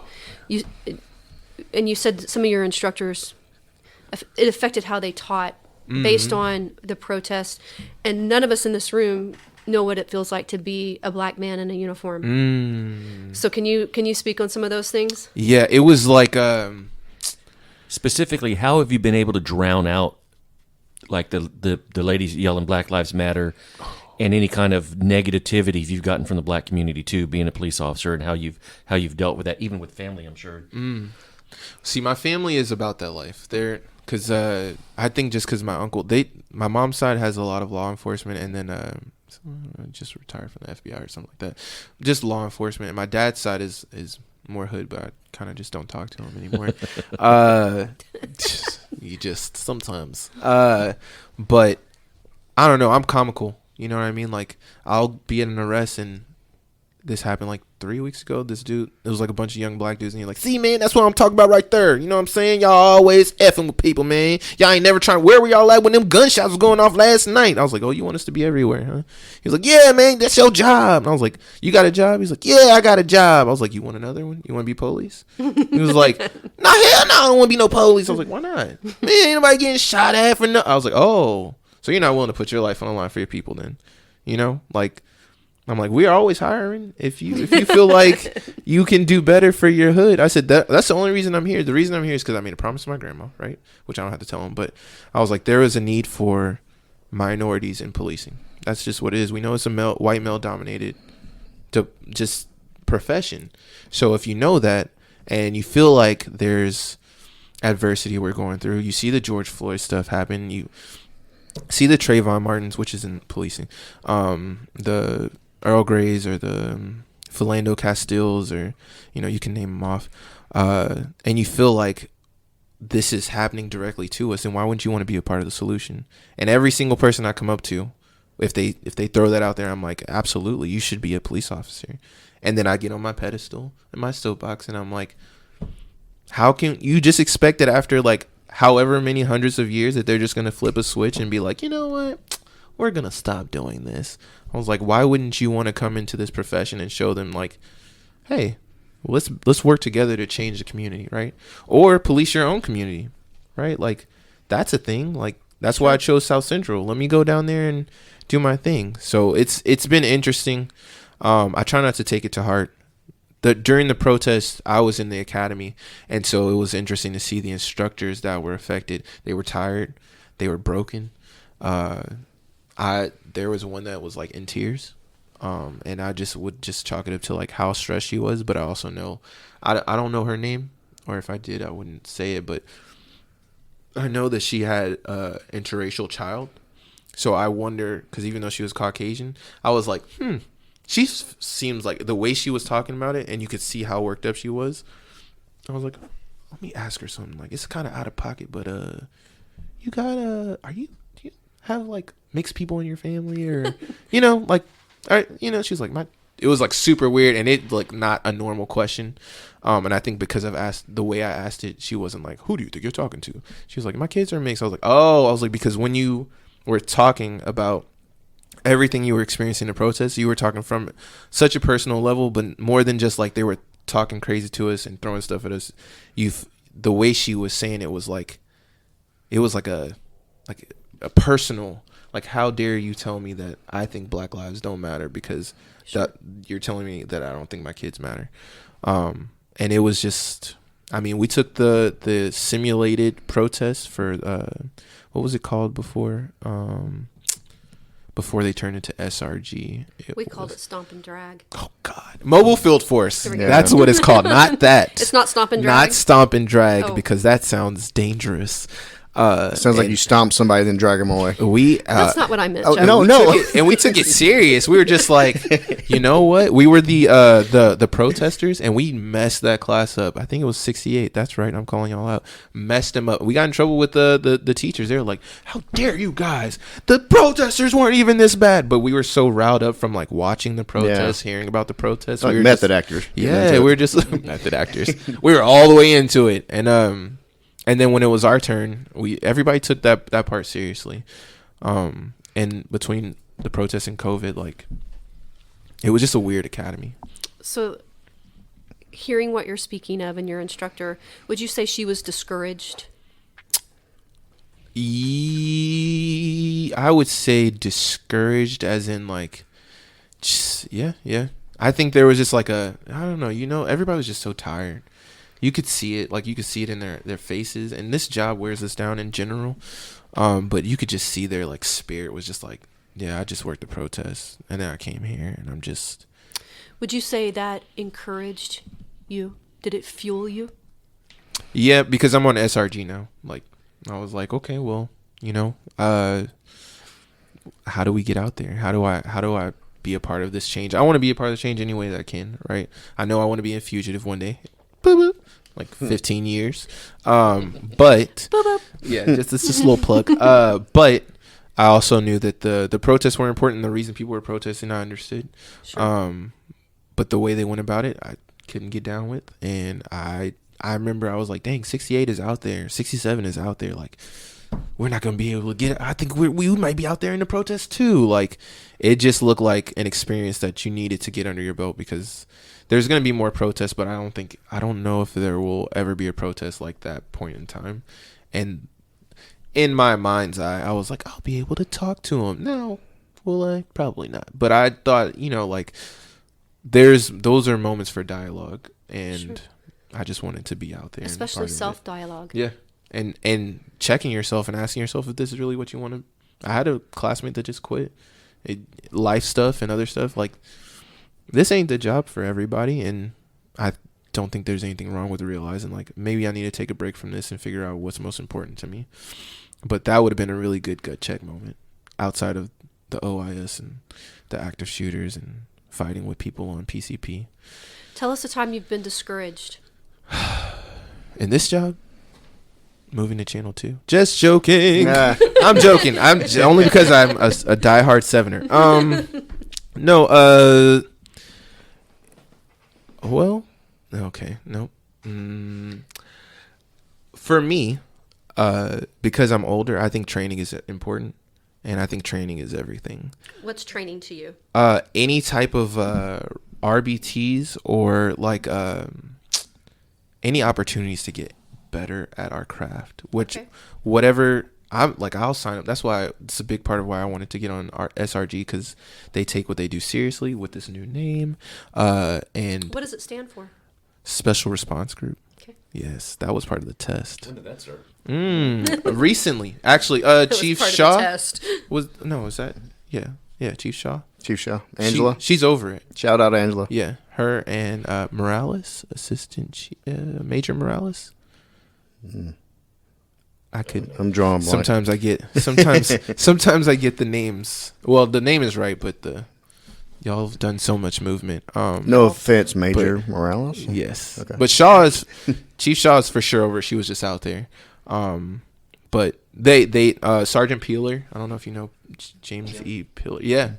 He was like, they wanted it to be more uniform than when they had the protest, because I guess, and this is just me speculating, it was a lot of people doing a lot of different things. And so the people they had a specific mobile field force unit, but I think they rolled them out after stuff got hyped. And so now SRG, the new mobile field force, is going to roll out first. And then if we need backup, then we'll bring other people in. But I love it. I think it's been a really good. I just came from a TAC Med class yesterday, and it's my off day, but I don't care. Because I'm not really good at tourniquets. Like, I just wasn't the greatest. I mean, they went really fast in the academy over that. So, like, I know Sergeant Slay. I don't know if y'all know Sergeant Slay, but we were on one call, and there's like a bunch of people shot, because that's South Central. And he was like, who has a tourniquet? And I was like, I got 2 tourniquets. Super excited. And he was like, go put it on that guy's leg. He's bleeding. And I was like, oh, shoot. Ooh, okay. And I ran over there, and I was like, I'm pretty sure this is how it works. Is it on there? Is it tight? And he was like, and then I was like, I was like, no. I was like, yeah, that's it. Yeah, it's working. Yeah, no, I'm gonna save your life. It's good. I don't think it's that bad, but it's good. So the TAC Med class was really important. They just make sure that everybody's trained up for every possible thing. 40 mil, pepper ball, like, that's important to me. Like, give us the tools that we need so that we can be the best versions of ourselves. And we can't always get training. I know in Northeast it's a little difficult because of call load and not as many officers, but that was just like, my thing is, when we come out the gate, we're hungry. Not all of us, but most of us. Like, yes, we're young and dumb. I can speak to specific people that are just like, good Lord, it's a train wreck, but we're hungry. And if that's the case, then like, why not feed us early so that we can get those good like the proper training, so that you don't have to worry about us messing things up later or having to reteach us how to do stuff. Like, give us the training we need now so that we can be proficient at this job. And confident. Because when I was putting that tourniquet on that guy's leg, I was like, he might lose this shit. This leg may not be saved. And that's like my main thing. Morale, and which is what I think Chief Foy is really good at. He's just, there are people from Southwest that talk about him at 2 now. They're just like, do you know Chief Foy? Oh my God, this is amazing. He's amazing. I thought he was really cool too. But he's really good about that morale part. Meh. He's good. No, man. He's because that is a thing. This job is like, I've only been here for a couple of years, and I can see how people, especially at the channel that I'm at now because of call load, there are people that either want to quit or are quitting at like 5 years. Like, Foy takes care of his troops. He does. It's like 5 years? What? You don't learn your job till you're on for 3 years. Like, you don't know really what you're doing. Right now, I'm like, 14. It looks like a knife and a fork. It's a stabbing, you know? Like, it's just, yeah. And I was blessed to have, I thought the best training group between Crenshaw, which, you know, he was really about narcotics. Just dope houses, and I learned everything that I could about narcotics and dope houses and the tins, and that was it. That's where we stayed. He'd be like, Morrell and Denley. I'm like, oh my God, again? And, you know, however, yeah, you know. And then after that, I had Sergeant Brandon Thompson, who I think is one of the baddest men I've ever known. And he was like, I'm going to get you into shit. And I was like, okay. And my heart rate went up a little bit because I was like, well, I chased a bunch of dope dealers and crackheads, and I think I can. And he was like listening to car chases from other channels that he knew would come through 7, and he was like, I'm going to position you just like this, and you're going to drive just like this, and you're going to be the second in the chase. And I was like, okay. And it would happen every single time. Car chases, foot chases, car chases that were signed off on, by the way, people. Foot chases. We chased a 15-year-old together. It was super upsetting when he turned around and you found out that he was 15. I was like, dang, what's wrong with you? Where's your parents at? Why would you steal this lady's phone? But just everything else that I needed in training, I got with him. Like, it just filled the rest of my plate, and he was really adamant that you need to know this job to do it well. And he had a lot of experiences that you know him. I worked with him. Yeah, that's a bad dude. He's a good guy. My third phase trainer was bad. He was good. He was in narcotics previously. And then back to Crenshaw, but they had put him on the Echoes, which is like a mini CRT. So that was probably the best experience that I've gotten ever, because I went from just like, you know, you're like looking for open air drug sales and stuff like that, but now it's like working with this unit that Sergeant Brown was ahead of, Lieutenant Foreman was like checking on us, Lieutenant Height was checking on us, and like it was really cool to see how a unit should work together with intel, and everybody had done their homework, and we had coverts and stuff like that, and it was like, okay, so we're going to position ourselves, hey, you do the traffic stop, and then, you know, the covert sits over here. It was just really like, if I didn't want, listen, let me tell you something. I wanted to be in fugitive before. But if that fed the wolf, like, I was like, I don't want to I'm ready to hop out and chase everybody. Because there was homework that was done beforehand, so it wasn't so reckless, you know. There was still crazy stuff that happened, but it was planned-ish. It's intelligence-led policing, and as opposed to reactive policing. Yeah. Yes. It wasn't. We didn't show up late. It was just like, this is how policing should be. And Sergeant Brown was like, I was like, thank you for letting me be a part of this. Yeah, you don't feel like so much as a janitor just showing up, cleaning up a mess, but you're actually being proactive and going out and... Yeah, it wasn't an after the fact. Yeah. Where you feel like, damn, we couldn't do anything. This person's already dead, or this person's already been beaten. I will give you that Channel 2 has the weirdest calls. Like, I've come across more things with actual kidnappings. Should work the Grove. Never. The Grove is fun. Yeah. I've heard this. There's North Grove on Channel 2, so Ferguson. Oh, yeah. So Yeah. Toledo. Ferguson. Yes. Be careful with that road. Be careful with saying that road. That's where I float absolutely when I first thought about went it. down there. Yeah. Dilly do. I was just over there on it's weird stuff that happens. It's where that real fancy strip club is over there by that. Yeah. Tigers. Oh, yeah. Yeah, As Tigers. fancy as it gets. Those are very fancy. outstanding citizens. Yeah. Yeah. Anytime I think that a serial killer or like a gangster is out, I'm like, let's just check the parking lot in Tigers on a Wednesday real quick, because it's popping. Yeah. Yeah. In the mix of all this, you lost your dad. Oh. Why'd you do that? Yeah. Yeah.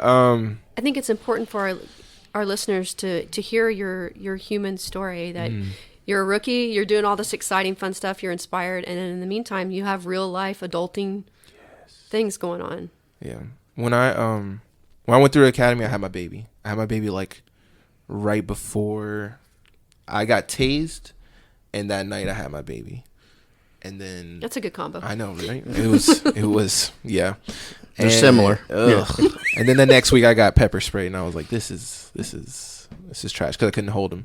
But my dad had he and my mom had separated since probably around when I was 16ish, not too long after my grandma, and so he wasn't super close with the rest of my family, but me and him kept a pretty good relationship and just building it back up. And so over the years we'd done a really good job at being able to be in each other's life. And right when I met my wife, he had been diagnosed with prostate cancer. And my dad was a big dude, man. Let me tell you something. You want to talk about people that should have been on any type of police, but he was a little too hood. So it wasn't going to happen. But he was a very large dude, muscular and stuff like that. Didn't take any mess from anybody. He used to yell at people in the Kroger parking lot and be like, slow down, character. Like, he was just like super uncomfortable, because he had a nickname in Fifth Ward, Nose, because he used to break them. And I was like, damn, like, you know, the dudes that ride the bike, they'd be like, hey, there go Nose, man. I'm like, wow, that's how you know your dad is hood. Anyways, so we had done a really good job at building up our relationship, and having my son, that was a big thing for him, and being there for us, anything that we needed. So he used to drive out, like, he was really sick the last few years of his life, and he would drive out, like, he was really appreciative, like, I don't know, man, he'd drive out, he likes Corvettes. Every car he's had since I can remember is a Corvette. I don't know how he gets them, but that doesn't matter now.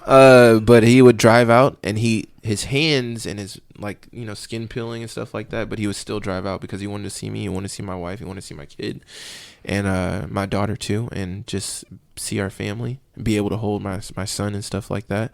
And when I graduated from the academy, he did this video message. It was just, he seemed like he was unbeatable. Like, he was like that guy that you were like, nothing can harm my dad, no matter how flawed he was.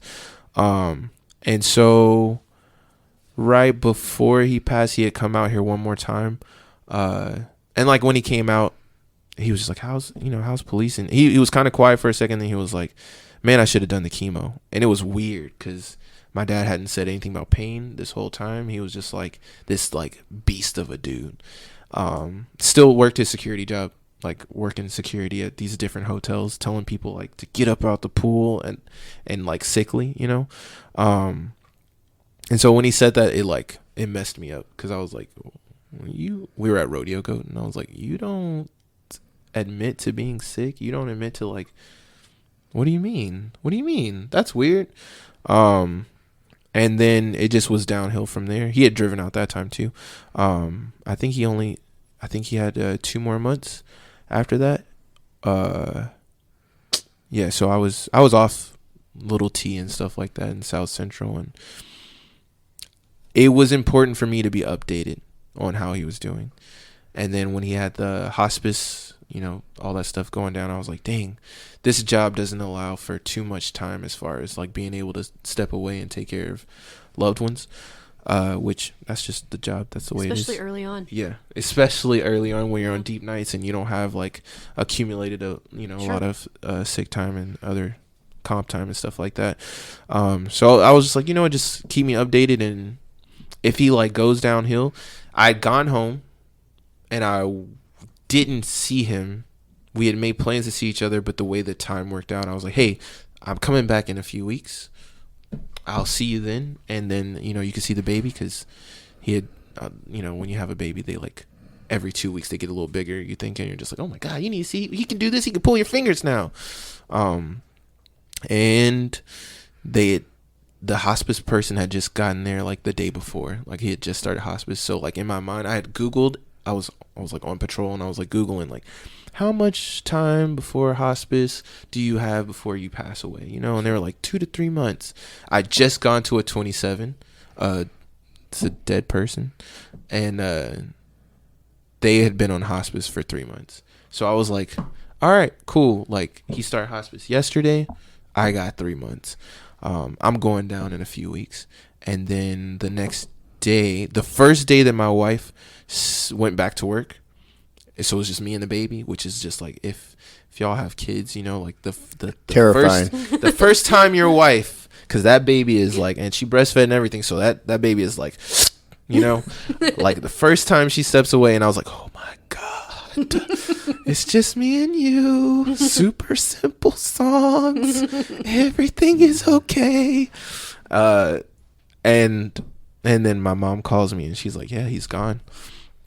I just broke down into like a puddle of nothingness, because for all the flaws that he had, I was just like, that's still the baddest man on the planet, and that's still my dad, and I wouldn't be here without him. And he would kill for me. I had an issue earlier in life. He was like, I'll take him out. I was like, whoa, like, fight him? He was like, you just bring him to the Chipotle. You just let me figure it out. I'm like, no, that sounds, and then kill him. I'm like, that doesn't sound right. I'm not gonna do that. So I didn't think that, you know, I just, you know, my wife had like entertained the idea and was like, you just need to be prepared for it. Her grandma has cancer now, but they kind of got diagnosed around the same time, and like I had this awkward relationship where they checked on each other, and like I think they kind of fed off each other.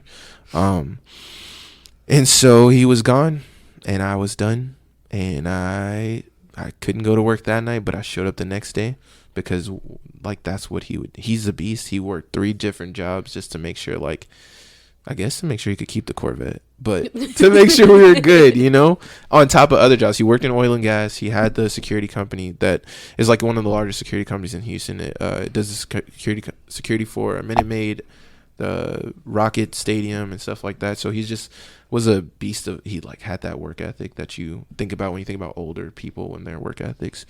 So I went to work. My wife was like, you sure you don't want to take another day off? I was like, nope, that's what he would do. And I showed up, and one of the senior corporals was like, bro, what are you doing here? What are you here for? I was like, what else would I be doing, bro? We about to catch some bad guys.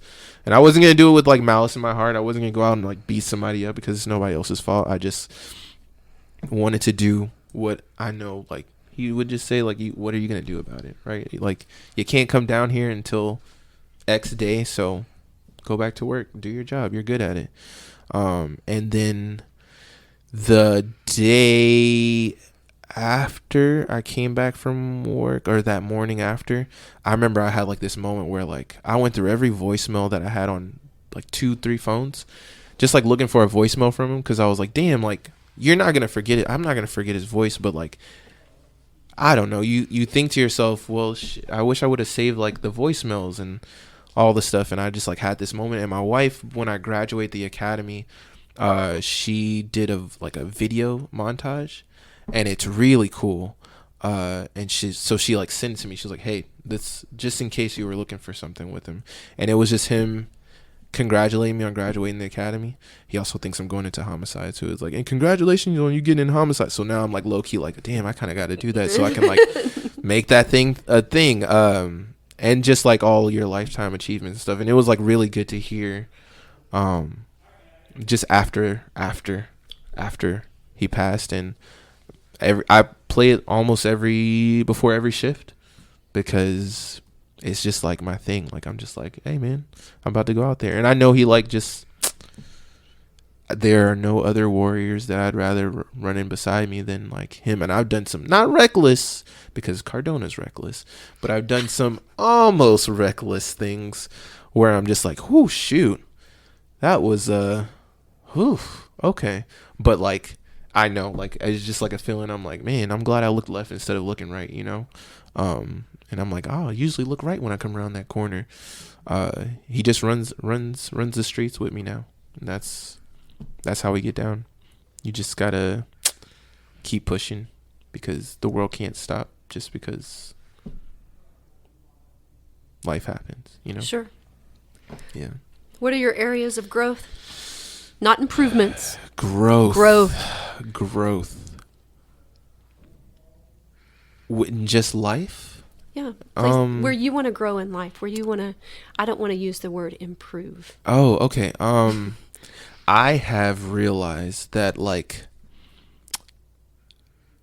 it has been important for me to be proficient and really good at this job, but I am trying to continue to find the like work-life balance that I won't let this job consume me fully, because there's moments where I'm like, I need to study more of the penal code.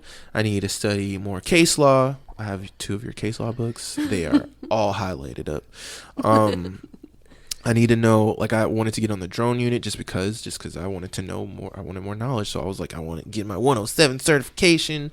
But I have this family and I have this baby that looks up to me, and I have this daughter that's 13 that thinks I'm like just cool.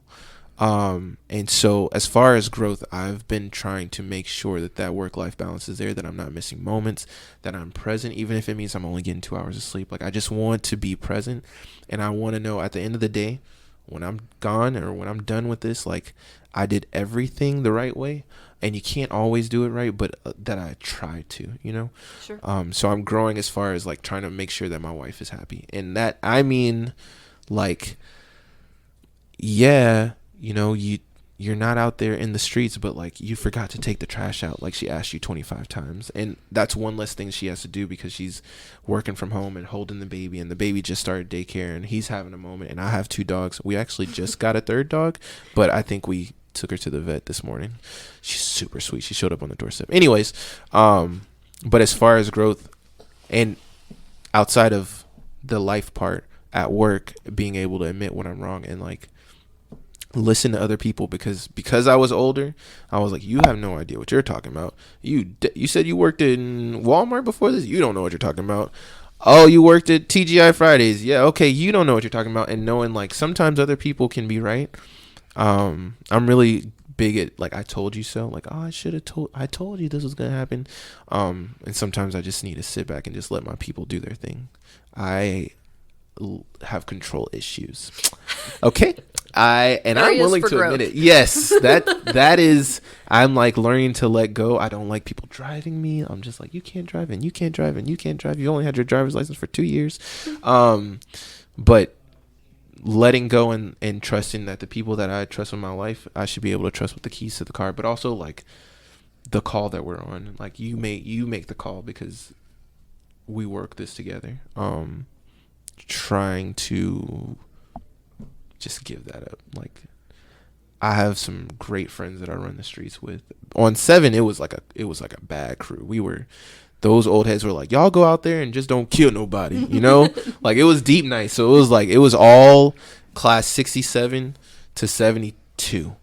And then all the old heads were like, we'll mop up, you know. The sergeants were on their toes like all the time. They're just like, oh my God, what have y'all gotten into? So we got this car chase, but it wasn't a car chase, okay? It wasn't a car chase. We sped up, they sped up, then we slowed down, and then they just got out the car. He was like, okay. And I'm like, then we chased him. And then we kind of caught him, but, you know, they got away again. Then we chased him again, and we caught him. Anyways, nobody's dead, you know? But we got the bad guy. So the sergeants were like, dear God, you know, they just on the radio here, we need Air 1. And they're like, what? Call me right now. So yeah, controlling things that sometimes are beyond my control and making sure work-life balance is there. Like, I just want to be like really awesome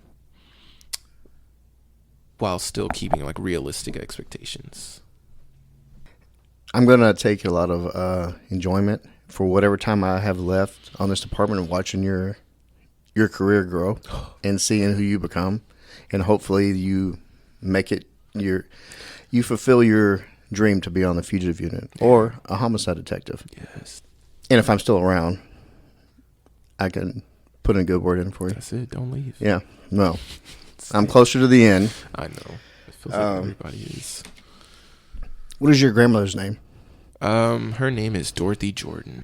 What would you tell her now if you had the opportunity of who you become and what you're doing? I appreciate her for giving me the motivation to do everything that I've ever wanted. I've had a music career. I've gotten to use music in a bunch of different ways to help people. and now I'm doing this, and we just keep the family thing of just continuing to help people. That was her thing. She wanted to always help people. Everybody deserves a second chance, and so I try to keep that in mind and just make her proud. Continue to help people while also putting some bad guys away. We do it my dad's way too. Yeah. That's a great answer. I think he answered, what are you doing for others? Thank you. Yes, man. I just want to help the peoples. The peoples is all encompassing, by the way. This is the greatest job in the world, and that's why I keep trying to tell people to come on. I understand that of all the times to become a police officer, this is probably not the most ideal time, but that's why we need more people. That's why we need more people that are willing to put their lives on the line to help a world that seems like it's constantly spinning out of control. Misty had this idea for a rookie episode, and I trust Misty's judgment when she has an idea and putting it together. And I think we got the right rookie to come in here. I appreciate you coming here, sitting with us on your off day. And yeah. I'll use his words.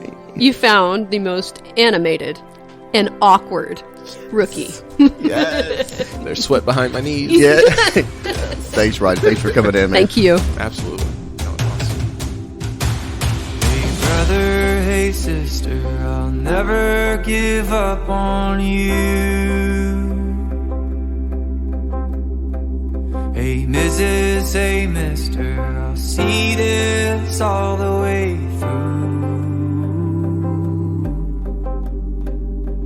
No matter how far the sun and the moon, I'll never give up on you. Down when you're lonely, I'll pull you up. Life leaves you heavy when the going gets tough. I'll be your shoulder, together we'll run. Up from the bottom, yeah, we'll rise above. Hey brother, hey sister, I'll never give up on you. Hey Mrs., hey mister, I'll see this all the way through. No matter how far the sun and the moon, I'll never give up on you.